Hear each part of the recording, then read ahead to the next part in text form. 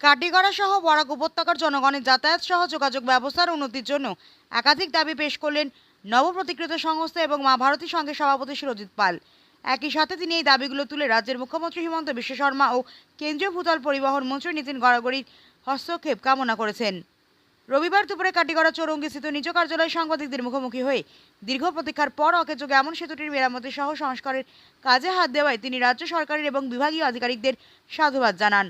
তিনি বলেন, বরাক উপত্যকার 3 জেলা সহ পার্শ্ববর্তী রাজ্যের জনগণের যাতায়াত সহ যোগাযোগ ব্যবস্থার সার্বিক উন্নয়নের স্বার্থে আধুনিক প্রযুক্তির মাধ্যমে রেল ও সড়ক যোগাযোগ ব্যবস্থার উন্নতি করতে হবে।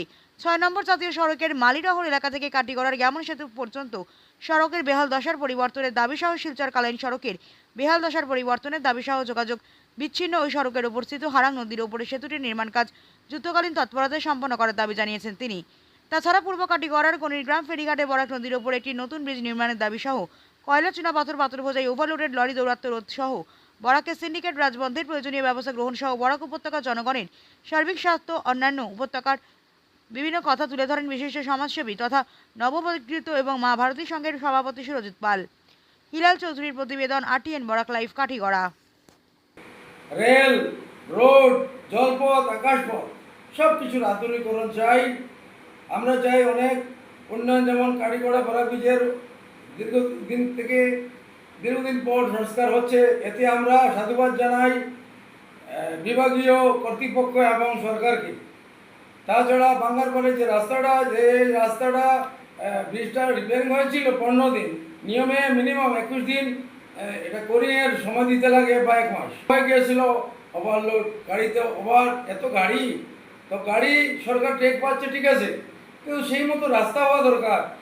আজকে জাতীয় সড়ক যেখানে 100 ফুট আছে সরকারি জায়গা, সেখানে দেখা যাচ্ছে 55 ফুট। শিলচর থেকে করিমগঞ্জ রাস্তা ডাবল লেন হওয়ার দরকার। এবং কাটিগড়া ভারতমালা মোহনপুর থেকে আমরা দাবি করছি ব্রহ্মপুত্রের মতো একটা স্টিল এবং RCC ব্রিজ হবে। সেই ব্রিজ হয়ে দেবেন্দ্রনগর হয়ে যাবে, অনেক জায়গা পার হয়ে বরগুল হয়ে যাবে সনবিল। এটা ঐতিহাসিক, এটা তরুণ অনেক উন্নত জায়গা, অনেক জনসংখ্যা ডেভেলপমেন্ট হবে। আমরা চাই flexible connectivity of Barak valley. আজকে নতুন এয়ারপোর্টের দরকার। শুধু আজকে শিলচর সবার কাছে এবং কি আসামের মুখ্যমন্ত্রী, প্রশাসনিক লেভেলের সব কর্তাদের দৃষ্টি আকর্ষণ করতে চাই যে অতি সত্বর এই 2-3 বছরের ভিতরে আমূল পরিবর্তন চাই। আমি শুধু আসামে লিমিট পারিপার্শ্বিক জেলার কিছু মন্ত্রীদের সঙ্গে যোগাযোগ করেছি এবং দিল্লিতে আমাদের সর্বভারতীয় যারা নেতা, মন্ত্রী, সাংসদ হয়েছেন তাদেরও দৃষ্টি আকর্ষণ করছি। এটা তো আমাদের শুধু একটা আজকের একটা ছোটোখাটো, আগামী দিনে প্রতি মাসে বরাকের সমস্যা আমরা তুলে ধরবো। আমরা নেটওয়ার্ক ডাউন এটাও বড় সমস্যা।